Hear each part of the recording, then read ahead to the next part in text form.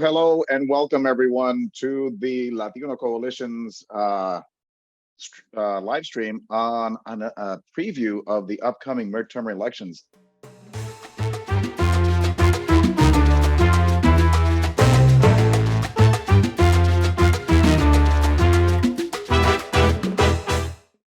Next Tuesday, November 8th, is going to be a really important day in terms of our electoral process. I'm Danny Vargas. I'll be your host. And joining us today is our dear friend and board member, Omar Franco. Hello, welcome, Omar. Good afternoon, Danny. Great to be here. Thank you for having me on. Thanks very much. We'll talk about the midterm election. We'll talk about what's on the ballot. We'll talk about the issues. We'll talk about the forecasting, the different elections and so forth. But before we do any of that, I want to thank our sponsors, Wells Fargo, and our other sponsors as well. And I do want to make sure I take an opportunity to introduce our speaker, Omar Franco. Omar is the managing director of Becker's Washington, D.C. office, representing a number of high-profile clients. He's a former congressional chief of staff for Congressman Mario Diaz-Balart of Florida, where he held this position for over 4 years. He was managing the Congressman's Washington, D.C. office, as well as district operations, and closely counseling the congressman in his areas of expertise. He also assisted the founding of the Congressional Hispanic Conference and the Congressional Hispanic Leadership Institute. In 2007, Omar joined Patrizio's Strategic Group and later founded Franco Government Relations in 2010. He also participated in the U.S. Speaker and Specialist Bureau with the State Department's Bureau of International Programs, where he was able to travel internationally to speak about the presidential election in 2012. I was able to do that as well in several other countries for other elections, which is a great program. And then he was also appointed to the Chairman's Advisory Council of the Friends of the National Museum of the American Latino. I wonder who appointed you to that. I wonder who. Yeah, just sheer luck on that one. So. Absolutely. Well, listen, Omar, this is going to be a really fascinating conversation. I'm sure everyone's going to be able to get a lot of really interesting tidbits of information from you on this conversation. And then after your presentation, we'll open it up for questions. I'm sure we'll have questions from our viewers as well as, other questions that we'll be able to come up with in real time. So with that, I'm going to hand it over to you, Omar, for your presentation. Thanks very much. Thank you, Danny. So, I think the first thing is really analyzing some of the, historic midterm trends, right? So in midterm elections, it always tends to hurt the president's party, right? In 18 of the past 20 elections, the president's party has lost ground. Like the only 2 years were like Bill Clinton's presidency, and then again under Barack Obama. But Barack Obama lost the control of the House in 2010 and then the Senate in 2014. And then again, most recently, Donald Trump lost control of the House in 2018 as well. So that's like the first thing I wanted to tee off, because it's one of those things that yes, have there been exceptions to history, but I think that kind of sets the table a little bit. Right now, Joe Biden's approval rating has been tracking about 42 to 43% in 538's presidential approval tracker. So that puts him somewhere like on the lower side. I think the only people who had a little bit lower was 2006 George Bush. And then Trump in 2018 and Obama in 2014. So those are kind of the only ones, lower. Few of voters also show up for congressional midterms. There's always, especially with 2020, the historic turnout that everyone saw, the midterms there's just always going to be a lack of that enthusiasm, and especially without a presidential top of the ticket. So I think that's always, very important to look out for. So, going back to what issues are shaping this election, I would put 1, 2 and 3 are rising inflation and consumer prices. I mean, you know, I think when you look at your price of gas, when you look at your price of dairy, just the most basic things, and you see the astronomical costs, people are just really upset at that. Number 2 would probably be violent crimes. You know, violent crimes is, I've seen statistics on both sides, but regardless of the statistics, people just feel less safe, right? And so I think that that's creating, you know, an opportunity for Republicans to pick up votes. On the Democratic side, you know, I've seen it in a bunch of the, you know, more local races. They're counting on abortion rights, right, to galvanize the Democrats. You know, but it was just interesting, like in a state like Florida, where really, you know, it's the older population that really goes out to vote. You know, that's where most of the votes are. The millennials, who are most affected by the abortion rights issues, you know, they just tend to vote in lower numbers. So it's an interesting gambit, and you know, something that we'll see. You know, what happens Tuesday. And then, you know, Republicans are just questioning the Democrats' list of accomplishment. You know, because there was, while, you know, they're looking at it as accomplishments, I mean, there was a lot of money spent. I mean, you know, $1 trillion here and $1 trillion there, and it really just start to add up. So, you know, as you know, right now, you know, the Senate is 50-50. And so, you know, we can kind of go into specific races if you'd like, you know, but, you know, right now, it could go anywhere between 51-49 Democrats to 52-48 Republicans. I mean, and you know, a lot of those Senate races are really up for grabs. So, you know, I don't know if anybody's, you know, should be celebrating. There may be a scenario where we may not even know, Danny, because, you know, you know, some of these big states, I mean, it may take a while for them to kind of count, you know, all those ballots. So now the House, I got to tell you, the House, you know, I've been looking at Charlie Cook's political report, and he's focusing on 88 races across. But right now, you know, I'm actually looking at the map right now, and I'm seeing a lot of red on the side, or actually a lot of blue on the side where the reds should be, meaning there's a lot of blue seats, Democratic seats, that they are already kind of putting in the Republican column. And I'm only seeing 2 seats that they think that they're going to flip, Illinois 13 and Michigan 3. So, and then everything else is either a toss-up.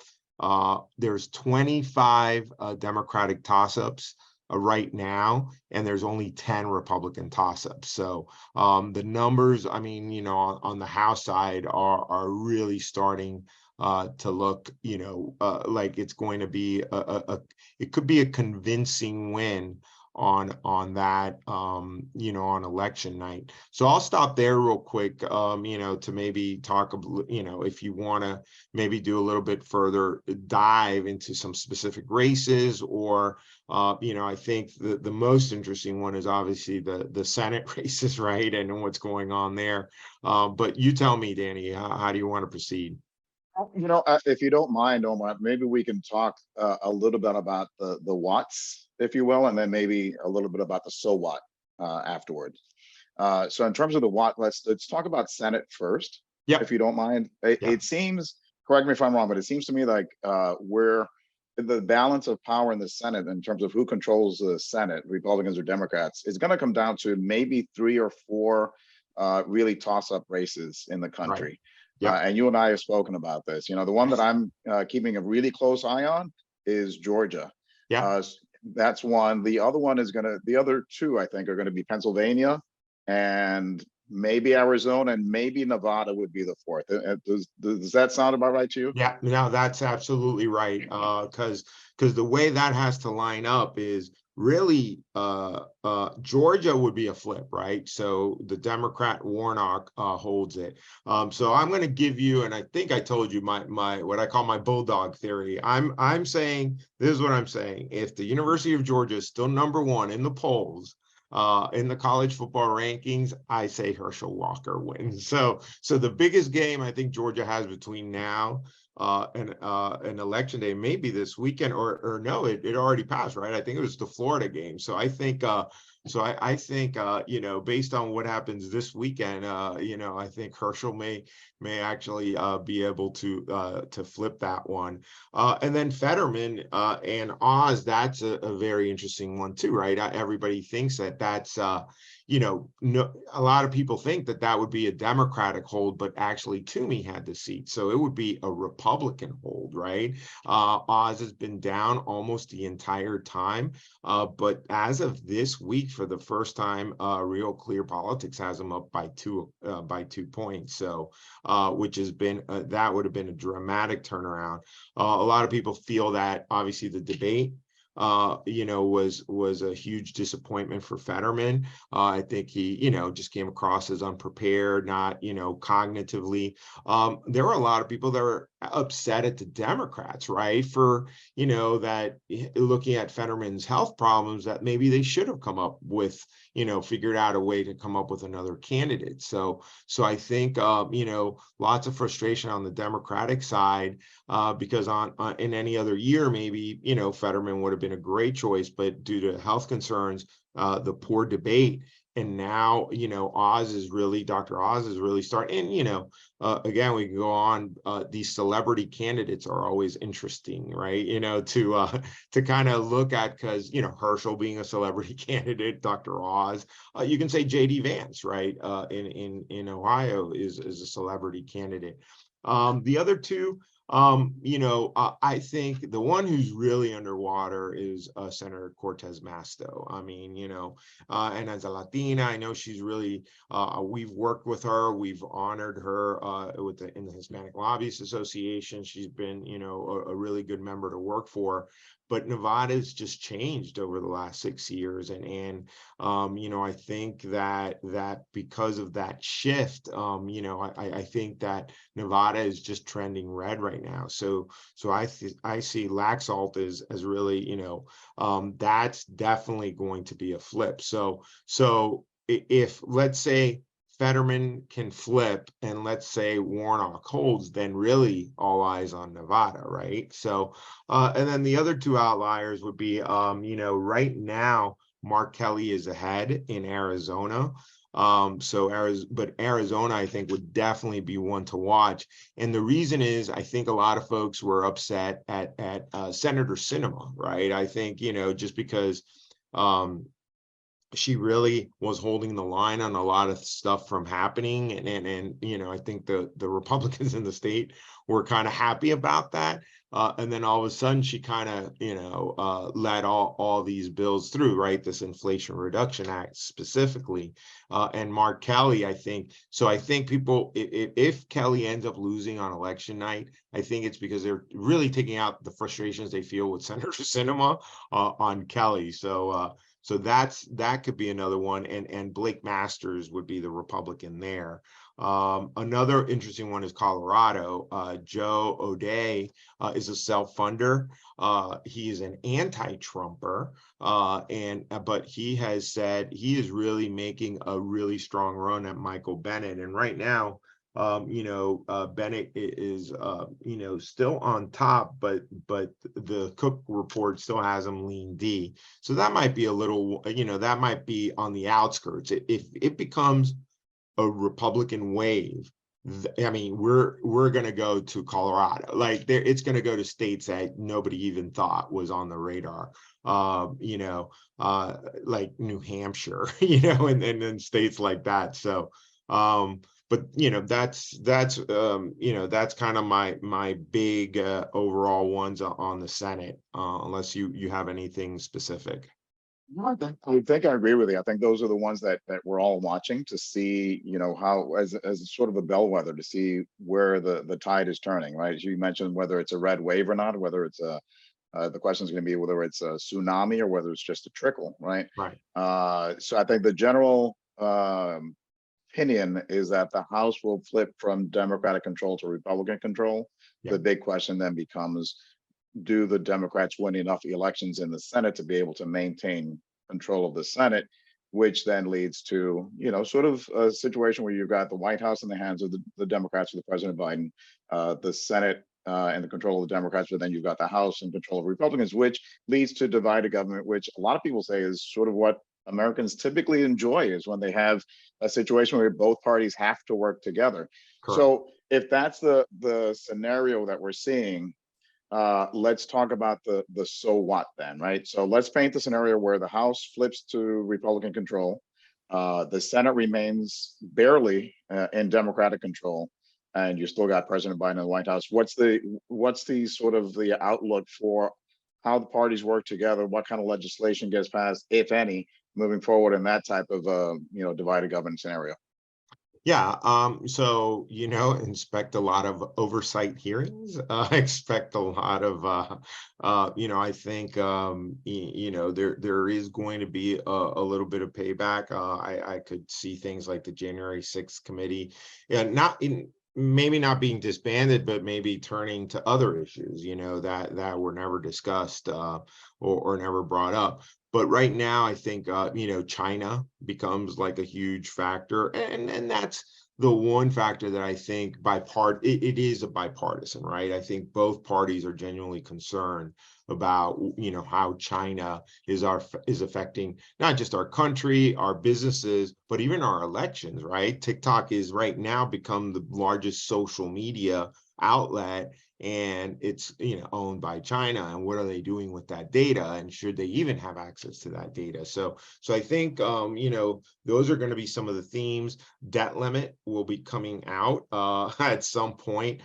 We have heard from Republican leadership that they definitely would love to clear the decks.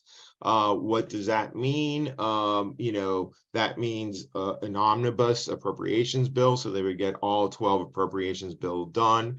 Look at any pending tax extenders, tax cut extenders, and extend those, retroactively for the ones that haven't been extended, and even moving forward a little bit. So I think that would give the Republican leadership something to like build on day one, right? So they're not taking care of the old stuff. So I think that's where their head is at. But that limit, it's been a little bit controversial. There are a few Republicans in really safe Republican seats that have said, hey, now may be the time to get some concessions from the Democrats on entitlement programs. So, so every commercial you're seeing out there about Social Security, Medicare, Medicaid being, in trouble, or it's a half truth, obviously, but there is a scenario where for the debt limit, they're going to look to things like raising the age limit, right? And when you talk to Republicans, especially the conservative ones, the reason is that they want to keep these programs intact. They're talking more about the solvency of Social Security, and one of the things that has always been discussed is raising the age. So those are some of the things but they're creating a lot of opportunities for the Democrats to really talk about entitlement programs. But again, it just doesn't feel like that's where the tenor of the country is right now. And you mentioned that it's, I hate to say it, but it sounds a little bit like Back to the Future, right? Right. So a lot of the same talking points that are coming from both parties are very similar, are reminiscent to what we've heard 20 years ago, 30 years ago. The Democrats are talking about, abortion rights. They're talking about entitlement programs. They're talking about, helping, working Americans in terms of taxes and so forth. Republicans are talking about crime. They're talking about the economy. They're talking about taxes, et cetera. So what's different, though, it feels like this year is the conversation around defense of democracy, number one, right?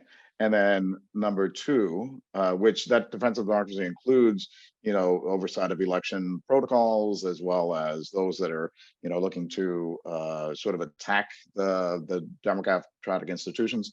And then also the second area is around making sure that we're having a conversation about the future of the country as it relates to both political parties. So that's what makes it a little bit different in this particular case, and especially with the Dobbs decision, the conversation is no longer about whether or not abortion rights continue, but it's like, is there a path forward for abortion rights at all?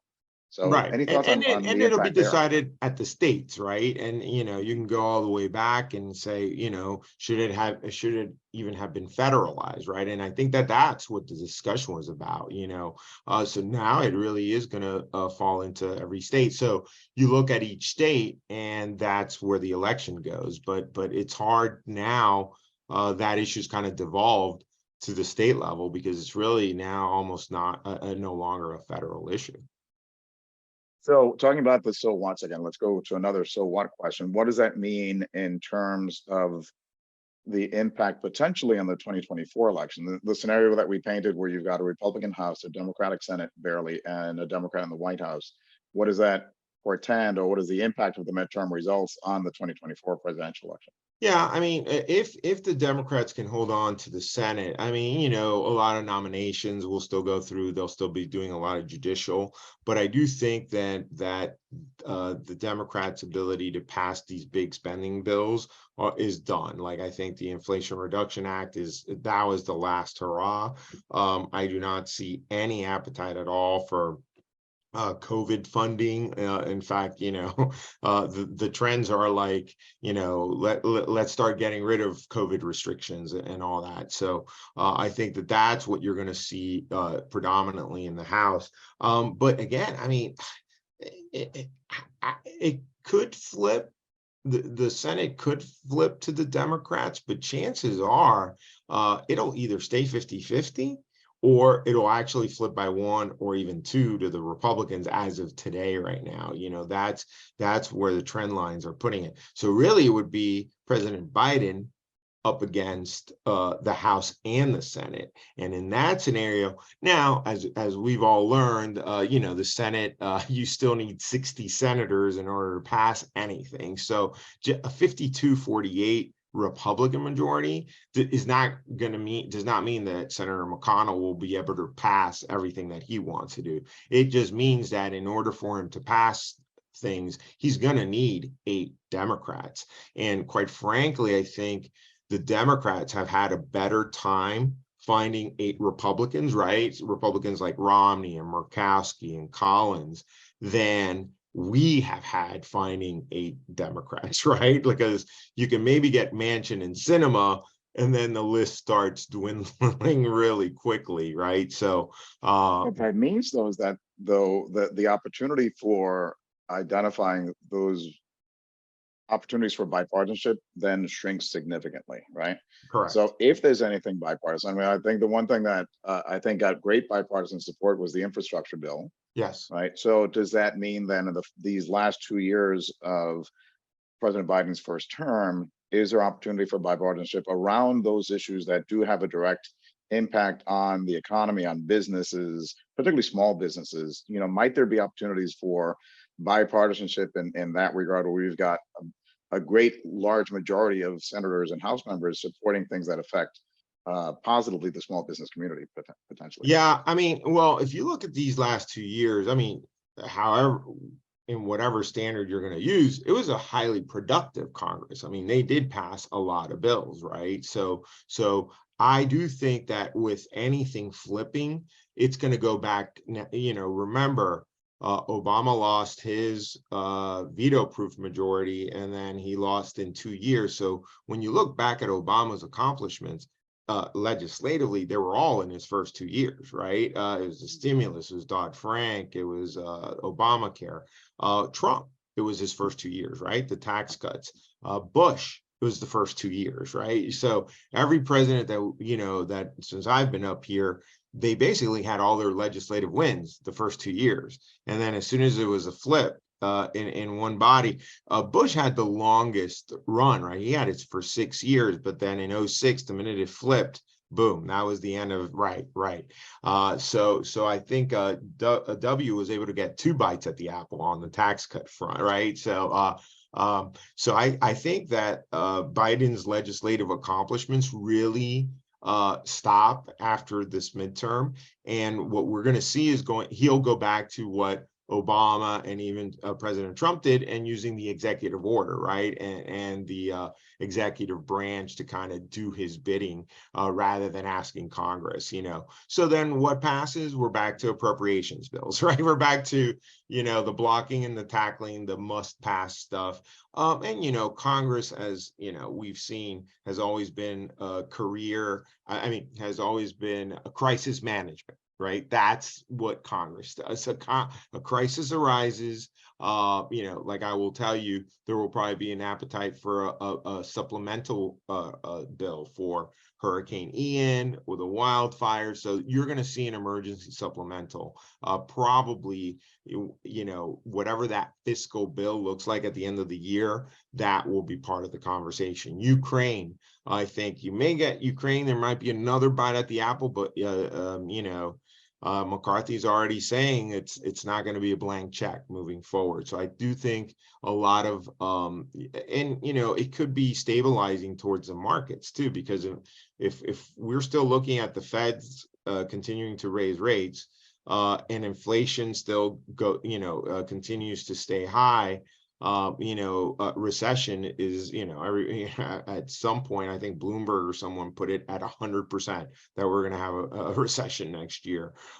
So I do think that the Republicans coming into power may help stem some of that, because they'll know that there'll be a little bit more fiscal responsibility in Congress. Well, I agree with you. And I think you and I are old enough to remember the days, before there were just ongoing continuing resolutions, and when there was regular order, and there were actually, you had the chairs of the appropriation subcommittees that had significant power, but those days are long gone. Right. And I think McCarthy will be different. Everybody does say, oh, we're going to go back to regular order, meaning that the chairman of the committees will decide what the agenda is, not leadership. But unlike the others, Boehner and Ryan specifically, the last two, they were committee guys. And so when they ascended to speakership, they kind of said they wanted to go to regular order, but they just kept things, and Speaker Pelosi's never been a regular order type of person.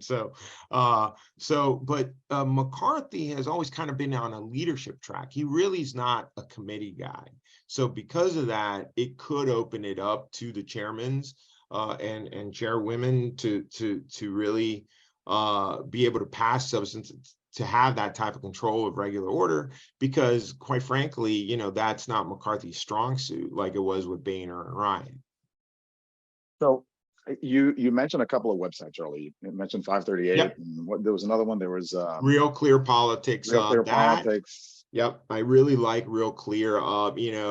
Everybody always asks me, how do you keep all these races in your head? And I'm like, Real Clear Politics. They basically take they consolidate the last 5 polls in any given race, and then they give you kind of like an average. Now, you're not so much looking at the average, because on a lot of these toss-ups, they're within the margin of error. What you're really trying to look for is the trend lines, and Real Clear does a really nice job. Like right now, you're seeing, Oz going like this and Fetterman going like this. So, you extrapolate out just 1 week or two, you can kind of see where it's looking like it'll end up. So I always thought that they're really good.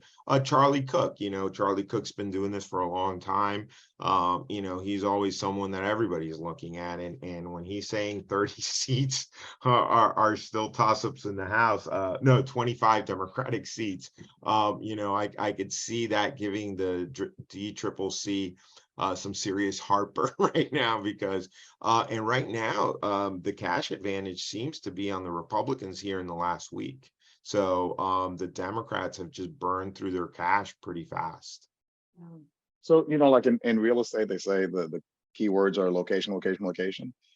In politics, is it timing, or is it turnout? What are the key factors that we're going to look at to see what's going to really determine the outcome of the election? Is it going to be base enthusiasm? Is it going to be the timing of the trend line that you talk about? Is it going to be the weather? You know, Yeah. what are some of the key factors that we should? Yeah, oh, that's a great question. So listen, I think what the Democrats wanted to do, or what they were hoping, is that, what happened January 6th, everybody will agree that was terrible, but I think, Americans by and large, just, the farther away you move away from an event, people just start resuming their regular lives, and that just becomes noise in the background, right? So I think what's really going to move the needle, and like there's no way you could have extended the fear, or the how upset people were, 18 months ago, and stretch it all the way to this election. I was actually, believe it or not, trained by the Democratic National Committee to run campaigns back in the day, a long time ago. And, it was true back then, and it's true now. Most people make up their minds 2 weeks before the election, and most people, for them, it's not an intellectual decision, it's an emotional decision. How they feel is how they're going to vote. If they're feeling good about how things are going, they're going to vote. They're going to keep the incumbents in. If they're unhappy or dissatisfied with the way things are going, they're going to vote the other way, or they're going to, stay home, right? So that's where we talk about enthusiasm. So I can see a lot of folks staying home, just because, the president's speech yesterday, as an example, I just, he's trying to make it, this is a struggle for democracy, and most people are like, well, I just paid $80 to like fill up my gas tank for my little my little sedan that before used to run on $30-40. There's no competition. It's like people don't see that this is an existential threat to democracy. All they're seeing is like, I'm paying, my salary has stayed kind of static, or has, we're going up. I mean, I think salaries are rising, minimum wages are rising, but it's not keeping up with inflation. And ultimately, that's what's really bringing people down. So there either is going to be a lack of enthusiasm, right? People are just going to stay home, or they're going to be upset, right? And who are they going to be upset at? Whoever the incumbent is. There's that the mythical undecided voter, that 10% in every election, that just when the polls come out, they refuse to answer that I haven't decided yet. Yeah. That remaining smidgen of voters who wait till the last minute to decide. It's a lot of those factors of what's happening in the news, what's happening in real time. The couple days before the election, we had in the news the attack on Speaker Pelosi's husband, which was a tragedy, but things like that will have an impact. Things like what's happening in Ukraine, or other factors that might have an influence on those last minute voters that decide. What are some of those news items that you think might have an impact? Normally we're too close right now. I don't think anything is going to sway. The Pelosi attack might have, but that can go so many ways, right? Because that can almost help the Republicans, because the Republicans have been saying, Democrats have been soft on crime, especially on these big cities, right? So here's a glaring example, of when we're talking defund the police, the San Francisco mayor was at first one of the most vocal. She has since turned, completely changed her tune about a year ago. But homelessness is rampant in these cities, in a lot of these cities. So,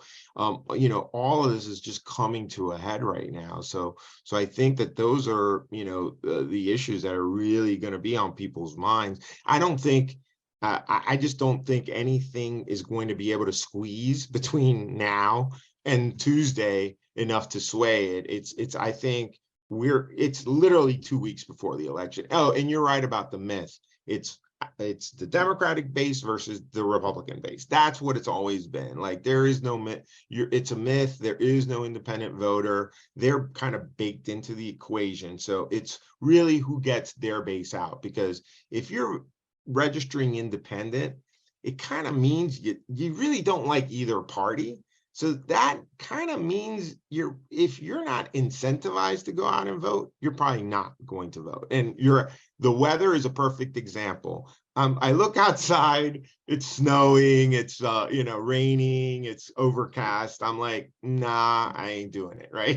So that's where, those voters just kind of, or it's a wash. It's kind of, on the independents, it may go a little bit more one way or the other. But it's not going to be enough to decide a national election like this. It may decide a couple of local ones, a couple of local House races, but not enough to create or uncreate a wave, I guess, is a better way of putting it. Okay. Okay. Omar, as we wrap things up, here we are as we sit here at this moment today, right now, the afternoon of November 3rd, Thursday before Election Day. Give us your prediction for the outcome of the midterm elections as they impact the House and the Senate. What's your prediction? I think the House, I can easily go up right now to about 229, which would be a considerable, from, I think, officially they're like at let me see, 212. So that would be a pickup of 17 seats. I came about that very mathematically. Actually, I actually did some homework. Right now, there's about 10 Democratic seats that are already kind of in the red column, right? And I'm being very conservative, saying there's in the toss-up columns, there's 10 Republican seats, 25 Democratic seats. I'm saying we're only going to pick up 7 of those 25, but that's going to be the difference between a pickup and a wave, right? Because if it, we pick up those 25 and hold, and then it could be a big swing. I don't quite see that because a lot of these races do become localized. But so 229 is where I'm pegging the House at. Senate, if you would ask me 3 weeks ago, the president's numbers were a little bit better. Gas prices were coming down. The tenor of the country seemed to be like, okay, well, Biden's, he's had some accomplishments, turning some things around. I was going 51-49 Democrat, or I don't know if this was anybody's favorite for this scenario. I was like going 50-50. I think Warnock was going to hold. I thought Fetterman was going to flip, and then Cortez Masto flips, right? So that would have left the entire table. At this time, I'm thinking it's 51-49 or 52-48 Republicans. I just don't see. Florida, as an example, is completely out of play. Like it's like it's gone. Like it is going all red. There, I don't see. I think it's going to already be 20. They have Florida has, as an example, has 28 House seats. It's 20 are going to be in the Republican hands. So I think when you start seeing numbers, let me talk a little bit about the Latino vote, right? So for the Latino vote. Texas, right? A lot of those Texas seats, the Mayra Flores one may be tough, but there's a lot of great candidates there. And all eyes on South Texas, right? Because I think there's if they can hold those seats and you start seeing some pickups there by the Republican Party, I think it's going to start affecting, how the Democrats move forward, from now on. And in Florida, you're starting to see it as well, right? They're saying DeSantis is doing so well among the Latinos in Florida that he may actually outright win Miami-Dade County. I think Miami-Dade County, the last time went Republican, I think was 1984 under Ronald Reagan against Mondale. Like, I don't think it's gone, people think of it as a Republican. It's a Republican primary, but once you get to the general, it usually goes blue. So if you have that happening in Florida, another Latino state, and then that leaves Arizona. We'll see after the elections, if Kelly somehow manages to lose that election, I would say a big culprit might be the Latino vote, in Arizona. Nevada there's going to be a lot of Latinos. If Cortez Masto loses, that's gonna, I would look at that population and see how they're voting. If I was the Democrats, I'd start getting, really scared that the traditional message for Latinos is no longer penetrating. So they either got to come up with a new message or a new messenger. So am I hearing you say that what many of us have been saying since 2004 is coming true, that the Latino vote is the ultimate swing vote, that you can't, neither party can take them for granted, and both parties have to fight for it? Is that what I'm hearing you say?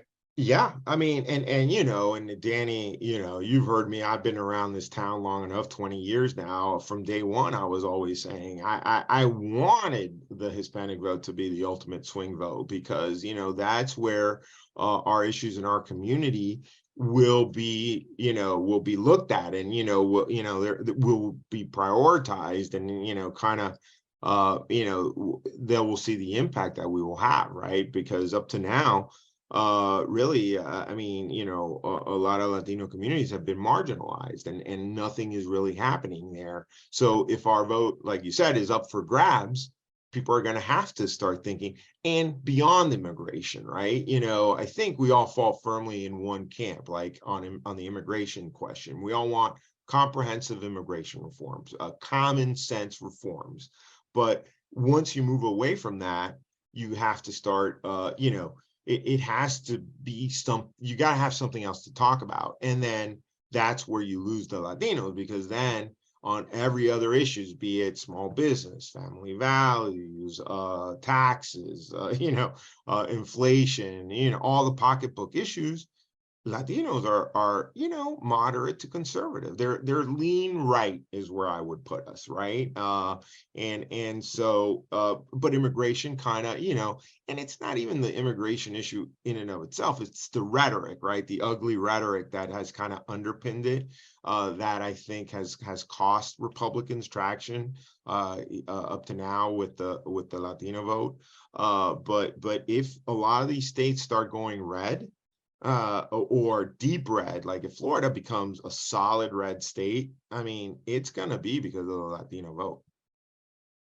So we've got you on the record, Omar. Yeah. I agree with you in that I think the House flips Republican. They'll end up having 12 to 20 thereabouts in terms of the flip.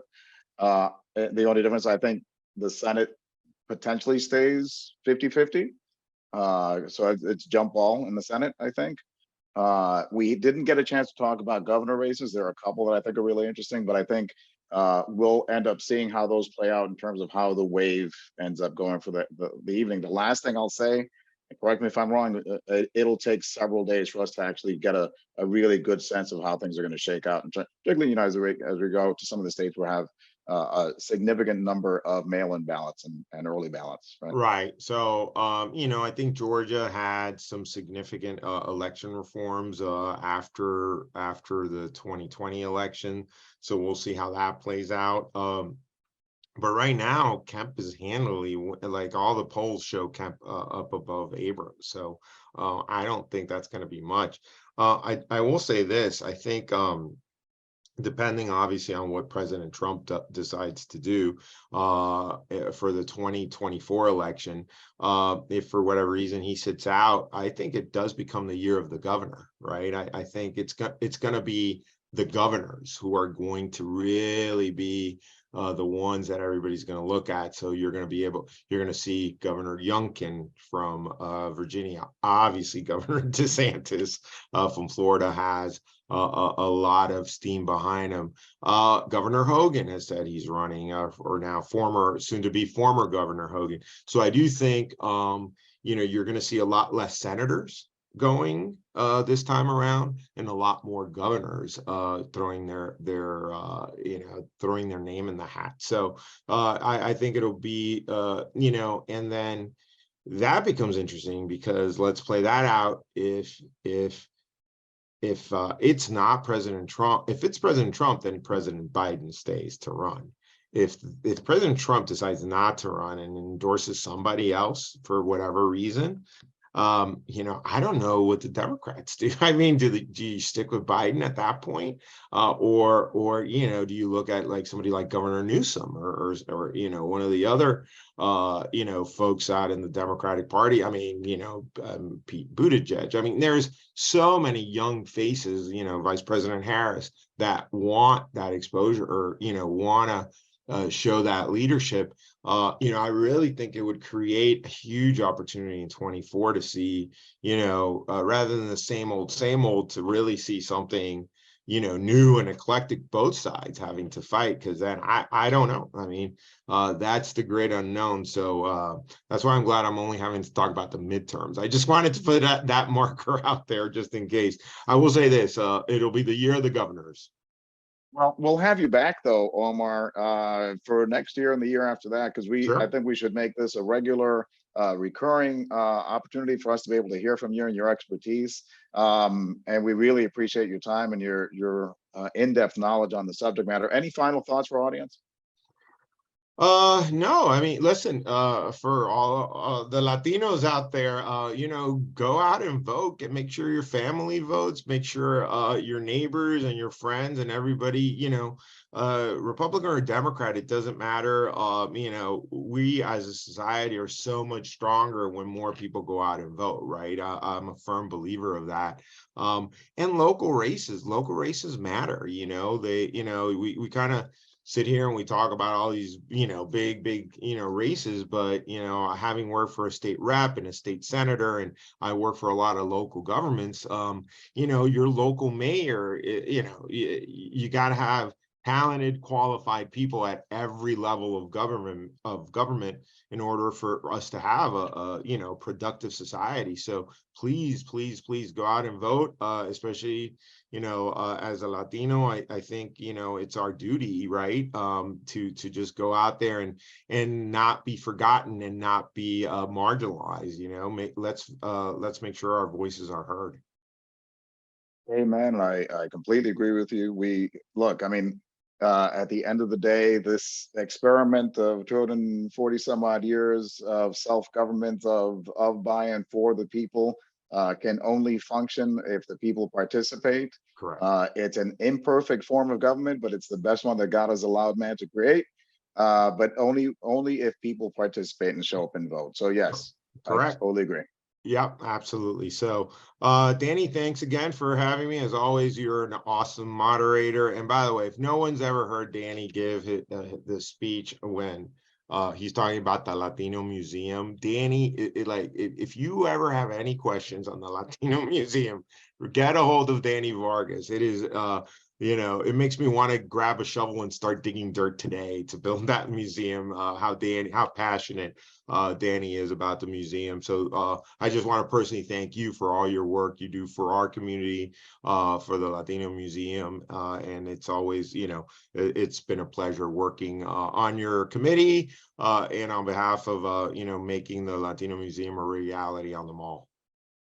Thank you. Really appreciate it. And let's get out there and vote. And as we usually say when we end these types of podcasts, aim high, stay safe, and thrive. Thank you all so much for joining us. Appreciate it. Thanks, Omar. We'll see you after election day. Thank you, Danny. Thank you, everyone.